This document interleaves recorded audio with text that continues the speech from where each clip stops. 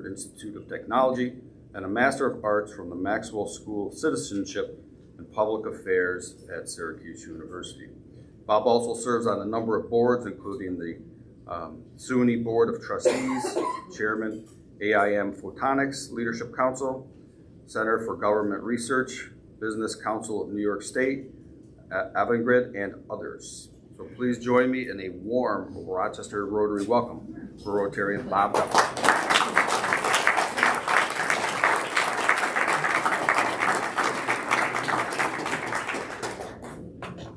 Thank you, President Scott. One observation I've made since being here is that President Scott has brought a little kinder and gentler position to the president, because when President Pete was president, when I was a member, I think I was fined more than Antonio Brown. I couldn't leave it. I mean, everybody would leave here with empty walls with old President Pete. But I'm going to start just by thanking the Rotary and really everybody for what you do. It's a great organization. Proud to be here. I really am. One shout out to Millie Jordan Reynolds in the back, an old dear friend. I want to say hi to her. I see her very rarely, so I appreciate her being here today. And I want to record, I hate wearing these things, man. I hate them. I have a few slides I'd like to hit on today, and just maybe spend more time on questions. I don't want to overwhelm you. I guess if I were to frame this in terms of the economic outlook for Rochester and what we've gone through, it's really been geared toward the pandemic. I mean, it's really had a widespread impact here. Go back here. I thought this was a great quote by Will Rogers. I'm not an economist. There's probably some economists here in the audience, but you know, anyone's guess is good as an economist, because who knows where this is going to go in terms of our economy. And the numbers don't lie. Let's hit on some quickly. If you look back pre-pandemic, our private sector employment, 471,800. Then you go to April 2020, when the pandemic was really hitting at a very strong point. Employment fell by 20%, a huge loss here, 95,300 jobs, which for our sector in our region is really super hard hit.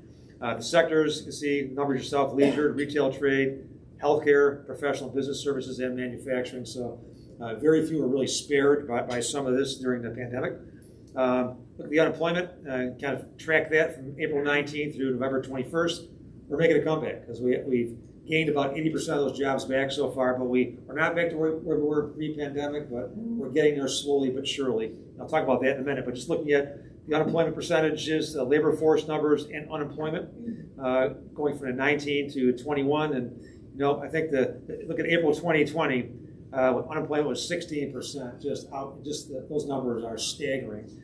And then obviously come down dramatically today. One of the biggest challenges, which I'll talk about, is actually filling existing jobs right now, because those jobs are growing.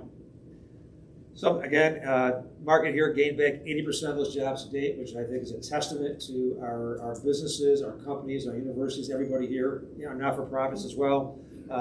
Job growth here has been very, very strong. Hiring is very strong. And I'll get to our job portal in a minute. I'm blown away by the number of jobs we actually have available that we can't fill. Our regional employers have created 25,000 jobs in the last 12-month period, which again is a great rise. Really, if I gave one message today, while we've been through an awful lot in the last couple of years, I think it's a message of hope that we are on the right track, coming back, and coming back strong. If anything that this area is, we are resilient. Going back to Kodak, the reductions, and Kodak, Xerox, and B&L 2 years ago, where we were, where we come, from the big three to today, I think this region is super resilient. Labor shortages are impacting employers today. It's interesting, you know, when the push for $15 minimum wage, and government really is probably not in the best position to determine what an employer should pay. The market is the one that demands that. And I know there are dishwashers today making upwards of $18 an hour here in Rochester. So far above that fight for 15. Businesses are paying what they need to pay. They're paying bonuses. They drive to work every day, listen to the radio. All these companies paying $3,000, $4,000, $5,000 bonuses to sign on. You know, it's really incredible what they are paying, but it really shows the shortage of labor right now in some key areas and what companies are really willing to pay. You know, the issue of job seekers coming back to work. Coming back to work. It really has changed. And I know if I were to poll everybody here, some people hate remote working. Some people absolutely love it. We at the Chamber are probably right now about 90% remote. We have been since early 2020. We have several people. I'm joined. Mark Cohen from my team is in the back, and several of us are in the office pretty much every day. But we have different business lines that can work remotely. We have a lot of parents, single parents, that easier for them to be home. Saves travel, saves clothes. The job gets done, and I'm good to go with that. And some people have to be in the office. If you're in manufacturing, you can't do that remotely. Certain positions, you can't work remotely, but when you can, and I would say one of the greatest things we've had is we lose very few people. We have a lot of flexibility. And I think what a lot of CEOs are doing right now in companies are offering much more flexibility for their workers to try and draw them back and keep them, because they have a lot of choices right now for work. Obviously, we have an aging population. That's projected to exceed the number of births here. And also, a lot of women have left the workforce, and really, not that they're the only child care providers, husbands as well, but I think they've left for a lot of reasons. And I'm not sure we're going to get everybody back, because people are looking at their lives very differently today. They may have left for aging parents, for children, for other issues, and very hard to get them back. And especially if you can work remotely and you can be in your home and work for a company here or anywhere, which is really a trend we're seeing increasing. The labor shortages, again, there we go. Labor shortages have really impacted a lot of companies here right now. At the very bottom here, I'm going to go point by point. We have a career portal right now. I have you just look at the Chamber website. I think we have probably 7,000 jobs, a little bit under listed right now. We have about 200 companies which have participated, but they're out there. There's jobs at all levels, probably go from entry level to C-suite type jobs, and they're there, and we're urging people to get on that website and look. It's put together very well. I'll talk about the partnership that really helped establish that. But going back to the top, in terms of what's going on right now, I think our colleges and universities are huge economic drivers here. We have 18 in this region. Look at their employment, who they're employing, their students, the economic impact of students coming here, spending, their parents for families for weekends, but they are huge drivers here. And our biggest goal right now is to try and keep those talented kids here when they graduate. I know that U of R and RIT especially see most of their grads going to East and West Coast. Each number of them. SUNY schools tend to stay closer to home, some of the privates, but for the most part, we're in this big talent war right now. We have to keep these kids here. And one of the things that we started going back about 3 years ago, I want to credit Don Braven, who's the former president of Nazareth, had this idea about having programs geared toward not college seniors, but college freshmen, sophomores, and juniors before they graduate, so they'll get to know and love this area and want to stay here after graduation. So a few programs that popped out with our chamber partnership. Campus Rock, we have a large group right now that really meet monthly, a lot of events going on. We had a College Fest in early fall.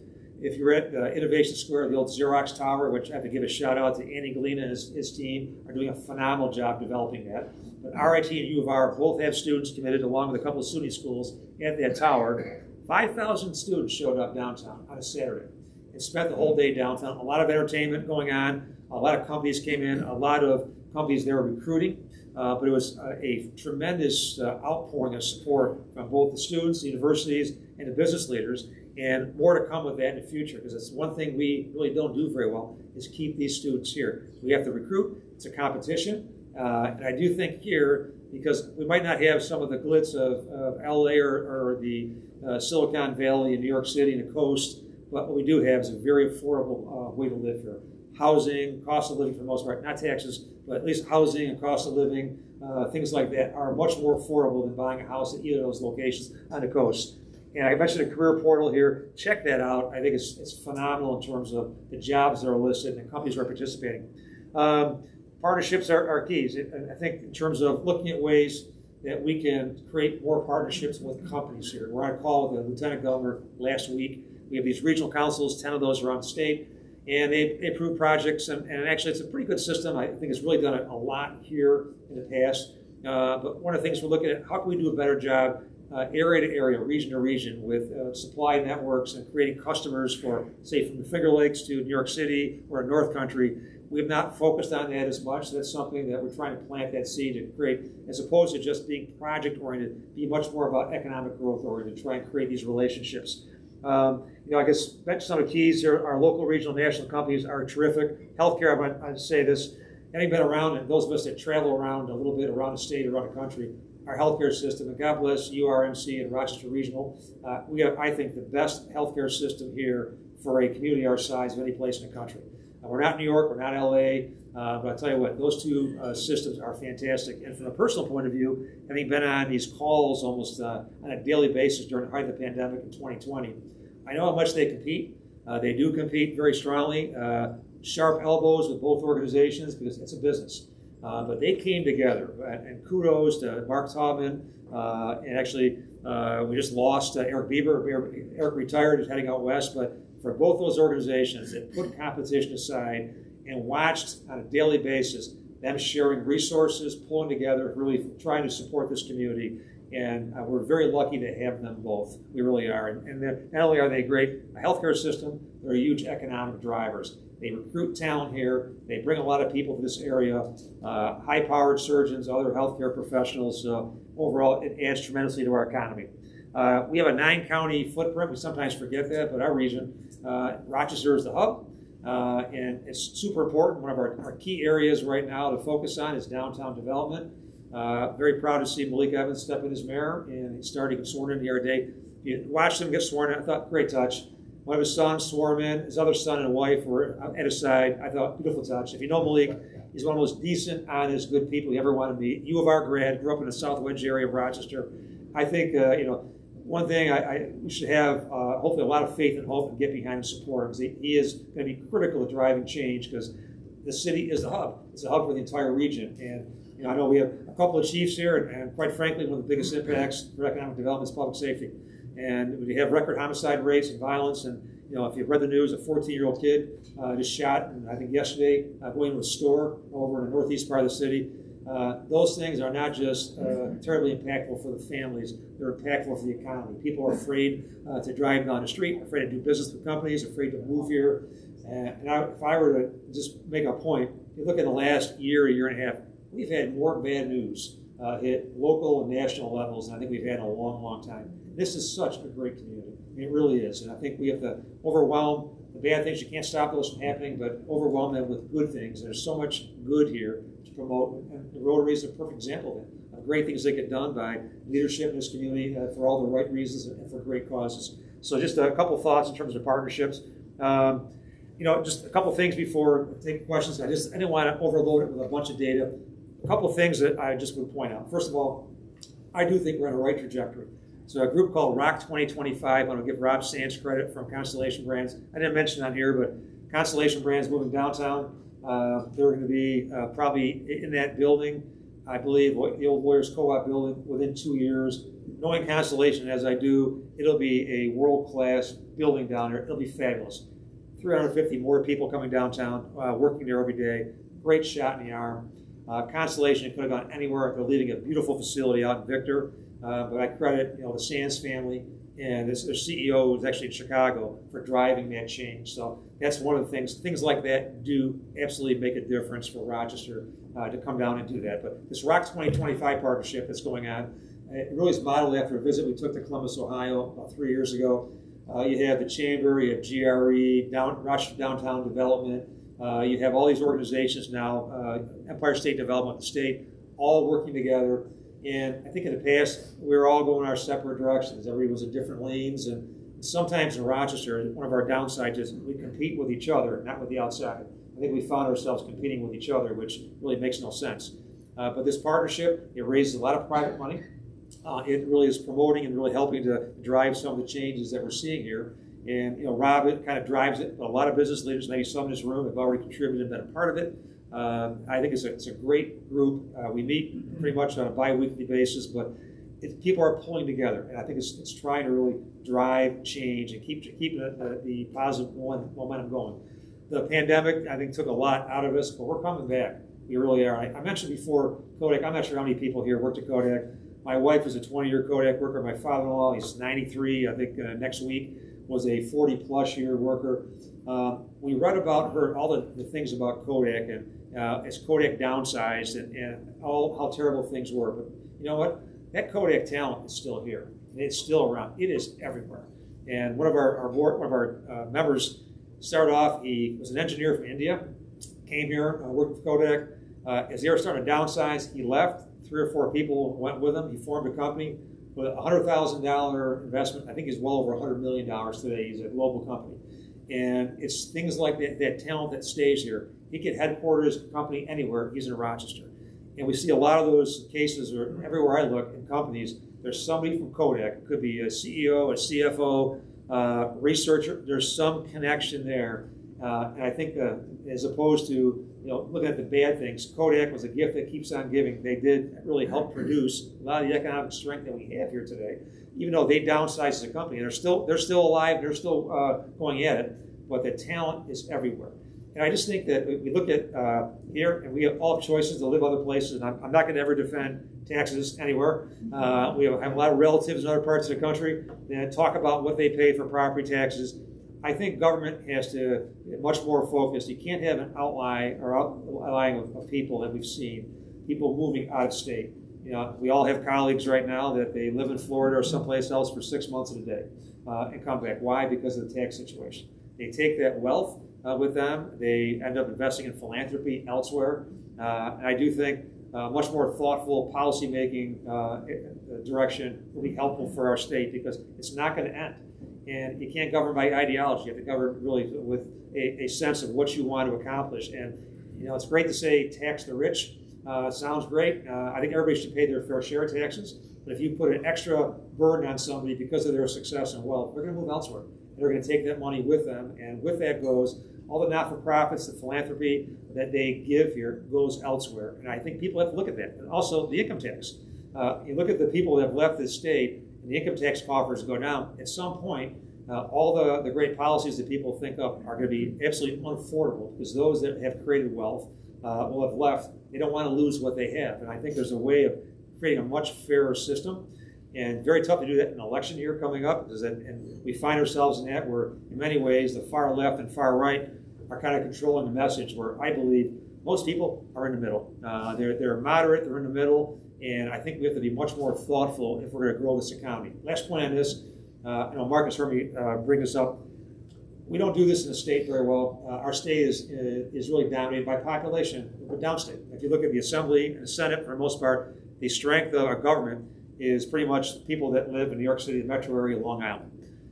We have great representation up here. I'm not issuing that or disagreeing with that, but what we don't have is some of the strength that we need to have. And so one of the thoughts we've suggested in the past, it's hard to do across the board, but there really should be a much more of a regional focus with certain pieces of legislation. When a minimum wage came into play, upstate was actually factored in at a much slower rate than downstate. So there's past practice. But there are so many things economically that I think the state should look at that really does it differently upstate than downstate. The one thing that's hard to really define is where does upstate begin? To me, I always think it's Albany, west, north, and south. If you live in New York City, it's Westchester County, you're just outside the Bronx. But I do think the farther away you get from New York City, the more difficult and challenging the economy is. And I think government really has a responsibility to try and fix that. And I will say this, for all the issues with government, the biggest investor we have right now in our region has been New York State for many years. You look at the money they poured in here, and politics aside, they've done that. They've done it, and they continue to do that.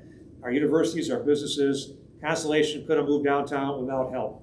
Every time you turn around, there's actually Zweigels.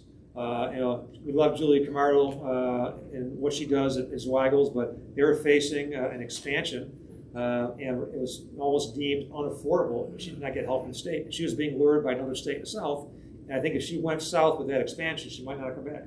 And the state stepped up in a big way and kept her here. But those are things that we try and lobby and help. And the last point I'll make, there's a lot of things that come up that are controversial. I've learned one thing in my life, that those that get up at a microphone and throw a grenade at somebody in office, it sounds good at 5 o'clock, sorry, 6 o'clock news, but it sounds good. But the next day, that door is closed. And I get asked all the time, hey, why aren't you doing this or saying this? And there have been different advocacy groups in the past that get up and sound great at a microphone, but you get it through relationships. You get it through getting to people, advocating with data, advocating with facts, getting to them, not blasting them. Anyone that's ever been at the forefront of getting attacked in the media probably has not liked it. They don't like it either, and I found that people in elected office, they forget things after around 30 or 40 years. So if you do something today, maybe in 3 or 4 decades they forget it. So what we do is we try very hard to establish relationships on both sides of the aisle. We get along great with both sides, minority and majority leadership, governor and governor's office, and we advocate, and we try. And we sometimes there are things, and I get asked, we should speak out about this. Well, I have very strong feelings about things, but I also feel if I go on Twitter and say something today that shuts a door tomorrow for a business or member, I'm really doing a disservice. So we do it quietly behind the scenes, and nobody has to guess, where I and we stand on issues, but we do it in a way that does not create this public rancor, and it's just quietly. We've been criticized for this in the past, but that's the way we lobby. Mark Cohen in the past leads our advocacy. These are advocacy efforts. A young man with a ton of relationships, given his previous positions in Albany and the state. And a lot of people, every office has either a chief of staff or somebody on their staff up to the elected official who one of us in the office knows. They pick up the phone and call and try. And we don't get yes all the time. We don't get our way, but that's the way we lobby. And I would say any way that we can help, because most of the people in the room are members of our chamber. I'm a member of Rotary. We're here to help, but that's the way we lobby. And we don't give headlines, and we don't get up and we don't throw the grenades. We don't. But I think that if we are respectful in how we advocate and advocate very strongly, we get places. And I always say we don't bat 1,000, maybe around 405 sometimes on things, but that's how we do it. I would just recommend in getting things done with whoever's in charge of what office. That's probably the most effective way to lobby and really get your point across, or really get to a yes for what you're looking for. So I want to close on that. I'd love to fire away and take questions. I'm not prepped, so you can ask me anything, and I will tell you what I think. But I figured you'd be first. Yeah. Surprise, surprise. You mentioned the increased wages and bonuses that businesses all over are having to pay. Is there any good data on the effect of that, both on inflation and on the prices that the public at large has to pay? It's a good point. I would say, as you would know, being a businessman, that your prices and your costs go up, everything goes down. So I think we all feel that. I haven't seen any data yet, but I think there's probably unofficial data would support your position that yes. I didn't mention inflation, the cost of gasoline, the cost of food, cost of supplies, the empty shelves you see where things can't get off boats and ships and get in the stores here. Everything is going up, even cars. I know that you can't, it's hard to find a car with all the technology today because of the chip shortage. So yes, I think all those costs go down. Any wage gains that people are seeing, I went to Wegmans last week. I get sticker shock once a week going through the line because I have a little cart. I don't have the big cart. So it's my wife and I, and we have our kids and grandkids, but we don't buy that much. But it's amazing what those costs are. And I think it's impacting everybody, especially people that are really coming up and maybe don't have the wages inflation. So they get hit the most on this. So I do think the minimum wage increases probably at this point it's been offset. Although I think everybody should have a living wage to support themselves, I do think that the cost of other products right now are incredible. Just filling up your car with gas. It's just you shake your head at where it's going. And I'm not sure if it's going to get reversed soon or not.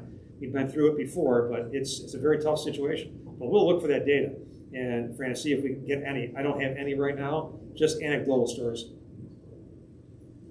Yes. So we have this sort of disconnect in the community, and I'd love to get your thoughts on it, where there's a lot of jobs. And I come from the union trades field, where average electrician in this community makes $80,000. So there's well-paying jobs that aren't being filled, and those people are retiring. And we have a high rate of poverty, and people having jobs and struggling, and there's this disconnect to connect people, especially young people, into good jobs and careers and opportunity. I'm thinking, what are your thoughts on that? Great question. We've advocated for this. The question was the disconnect with the jobs and the young people that are ready for skills. First of all, I'm going to go back. I think state education has to, at a very early age, 4th or 5th grade, start putting in age-appropriate work-related skills for kids. And then we probably grew up with shop classes and home economic classes in other decades, but preparing kids to work, showing up on time, being there every day, getting along with people, communication skills. Almost every workforce development program we have now whether people are coming out of jail or prison or maybe haven't been worked or maybe high school dropouts, they spend time on these soft skills. Soft skills that kids should learn at home and in school throughout their lives. And they're not getting it in home, they should get it in schools. And I think a lot, to me, education is about preparing you for a career. No better way to prepare for a career than to get along with people and have basic work skills. I've had CEOs say, I don't care what your college education level is, if you'll come to work, come every day, come ready to work, get along with people, be willing to learn, I'll hire you. And there are opportunities everywhere right now. And I think we are failing. We have a staffing business in the chamber. And we have a great CEO of the staffing business. She is so frustrated because they will recruit and hire somebody who will show up the first day and quit or not show up at all. It's to me, defies logic. I mean, I grew up in a different family. My mother could have run a Marine Corps. I mean, you show up every day, you go to work, and you have 2 jobs, and you take buses to your job, and that's what we did. The time getting a work permit when I was 14 at the old Board of Education, you did that. You worked and worked and worked, and that's the way we were raised. Now you have kids that don't understand it, and I think you have to reach them. And maybe by the time they get out of high school or go to college, it's too late. And I think one other issue I know from being on the SUNY board and dealing with MCC, city school graduates who come out and they go to MCC probably spend the entire first year or more on remedial classes. So I think we're failing at the early end. And I think the union labor jobs are terrific opportunities. The trades, great way to earn a living and really to have a living you can have for the rest of your life. But you have to be able to count and measure and skills you have to have. And you shouldn't have to backtrack when someone's 18 or 20 or 25 with those skills. Those kids should have those skills in school. And I think we've advocated for that. I'm not, state ed is kind of a hard bureaucracy to get. We've raised it with the city school district in the past. And you can't do a one-off. You have to really have it in your system and start preparing kids for the work world. There are huge opportunities out there right now. I could have talked forever about stuff, even the whole innovation center here, all the things that are happening downtown. These kids can get out and create a great life for themselves. Adrian Hale from our team is like one of my adopted kids, just left the chamber. He's working for a cryptocurrency company. I'm not sure what our bankers think about cryptocurrency, but I could not match their wages. They doubled his salary. It was an opportunity. I remember saying, you have to take a chance and do this. You'll kick yourself if you don't, and we'll always have a door open if it doesn't work out for him. But here's a young man who grew up in the city, went to city schools, went to the school of the U.S. Marine Corps for 2 combat tours in Afghanistan, came back with a Monroe Community College, went to Yale, interned with us. Phenomenal kid who's really, this young man who created a great path for himself. But he looks at the frustration that he has with young people that just they don't have that sense of work, and it does start at home, but it also has to be reinforced in school. And I don't want to get into good parents, bad parents. I think we have a lot of good parents that struggle so much they can't do some of those things. But what can't be done at the house should be done at the schools, because we should not be in this position today of having all the poverty that we have. It's, quite frankly, you drive around and it's heartbreaking to see some of the poverty in this community that really leads to other things as well. But all these opportunities that you can, it's like being starving on one side of a fence and the food supply on the other, and you can't connect the two. And I think we have to do a much better job with policies and decisions to make sure that we prepare those kids for work. And not so much just all the electives and things that sound good, but for work. And what drives me crazy when you hear about some schools saying, we're going to kind of, I'll say the word dumb down, but reduce the some of the math and STEM courses, bring those down because kids can't reach them. That's the wrong thing. Help those kids reach those standards. I think you're really dissing those kids. I'll tell you what, I think from those of us that grew up in the city, I'll say this. These kids are smart, resilient, tough. They can do anything that we can get them to do if they have the right resources and right support systems. So don't lower the standards. Keep those standards high. Get them up to the standards. And we don't tend to do that. And I think we're going to be successful. I think the companies and a lot of CEOs and former CEOs in this room here, that your success depends on the level of success and talent of your workforce. And if you have people that are coming in not prepared to do that job, your business will not be successful. So those are things I would just say in any way you want to advocate. I think we have to raise those standards. And I'll also say for people coming out of prison, I'm a former police officer, and I will say this. I believe in providing opportunities. When people come out of prison, you do 10 years in prison for a crime, in my mind, you paid your debt to society. You should not pay for the rest of your life. You should be given an opportunity to come back. And I think the recidivist stuff that we see, some of the data, some is personal decisions. I don't ever have any absolutes, but some it comes down to people can't make a wage to get them above just to have an apartment, food, a car, and we have to help them get there.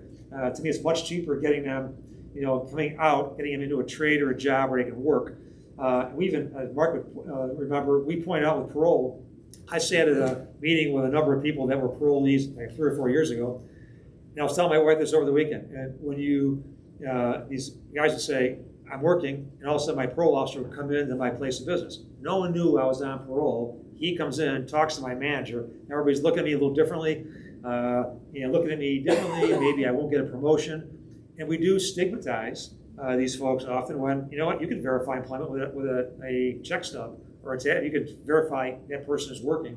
And I think we have to look at some of the systems we have, and maybe people don't think about it, but if any one of us were at your desk and then walked a parole officer and walked around and talked to your colleagues, and I think people, and you were the parolee, you would probably sense that people look at you very differently. So I think we have to make sure we don't stigmatize them, because that group coming out, they're a labor force, and we can't ignore them. If not, we're going to pay more. And I'd say a lot of people, not everybody, but a lot that come out want to get a job and just stay out of prison, support themselves, and not go back. And that's not everybody, but a lot do, and I think we look for ways to try and support them. We have time for one more if anybody has an additional question. You miss your political career, your statewide political career? I can't, I'll tell you what, I get asked that question all the time. I can't say no enough. Timing is everything. Tell you what, I've been blessed with careers, but you know what, I don't miss that one bit. If he stayed, I tell you what, Kathy Hochul's announcing term limits. I had my own self-imposed term limit. I don't mind saying this. I went to the state, and I was treated very well there. I learned a lot. I would say my time at the state, I met great people around the state, people that to this day help me do my job. I can pick up the phone and call. But as my wife knew and former governor knew after the first year, I was not going to run a second term. It was not my intention to do it. I didn't want a political career. I'm married this year 36 years. I have 2 daughters right here. I now have 2 grandkids. I won't get fined for that. But life is good. And I think, and I agree with Governor Hochul, not just for the top 4 statewide officials. There should be term limits across the board. Politics should not be a lifelong career. It should be something you do along. It's like Congress is meant to back when the country was formed. You do it, you serve, you're a person of people, you go back to your job and your career. That's the way it should be. I think 2 terms, or at least a definite limit. People that stand for 30, there are people that in politics 30, 40 years. I mean, and I'm not saying they're not good at what they do, but I think having people in this room, imagine people that were never in politics in this room, with all your experiences, went into city council, county legislature, state level offices, federal offices. You really, you offer a lot of, I thought, a great thoughts, ideas, suggestions. If you know you're going to be gone after 2 terms, you act a little more boldly. If you want to stay around forever, that's where you get, and right now, if you're a Democrat, you're attached to the far, far left, and you don't want to, if you're a Republican, the far, far right, as opposed to just being yourself and saying, this is what I believe in. And Dick Kaplan, who many of you know, Dick Kaplan is advocating for another political party, the Common Sense Party, because he thinks that things have gone so far. But I don't miss it at all. I certainly watch it. We work through politics to get things done, but there's no place like home. I'll tell you that. It's great to be back home. But I do have, I would say this, my time down there, aside from the controversies, and you always have scandals, but the overwhelming men and women that I've met in office, state and local and federal, are really just really good, decent, hardworking people that do the best they can.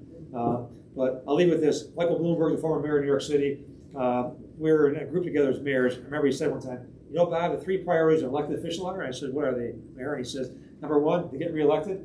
Number 2, to get reelected. Number 3, go figure. So that was, it is. Thanks so much. Have a great day. Thank you.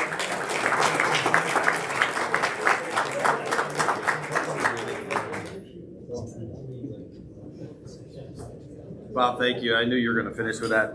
So as you know, we have a very major affiliation with the Roberto Clemente School number 8. And we do ask each of our speakers to sign a book, and this one is called Extra Yard. Thank you, Kellyanne, for the picking this one. And if you're not familiar too, we do make our own syrup down there. So when that is empty, you come on back. I'll sign right now. How about another hand for Bob Duffy? A couple quick announcements before we close. I do want to mention there's a couple of spots left to tour Paulie Guglielmo's plant on the 20th. And I would go, I just have a conflict, which is really bothering me. But if you're interested, there's 2 spots left. You can sign up online for that.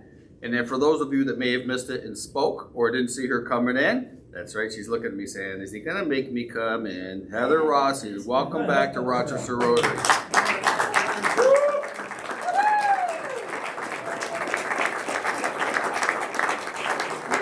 Her through her prior role in events, but now she is the advancement professional for the Rochester Rotary Club and is going to help our club get to new levels. So welcome back, Heather. Thank you very much.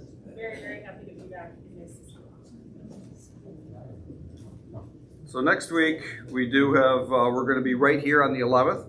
I'm happy to say Officer Moses Robinson and some of our law enforcement friends may want to come back next week. I hope you do. So he's the Gates Police Chief, and he's going to be talking about policing and violence, which I think is really important right now. And the thought for the day is always interesting, something that speaks to the speaker for the day, and I picked out this one. In an economy where the only certainty is uncertainty, the one sure source of lasting competitive knowledge or a competitive advantage is knowledge. So that's from Kuro Nakora. And with that, this meeting of the Rochester Rotary Club is adjourned. Everybody have a great day.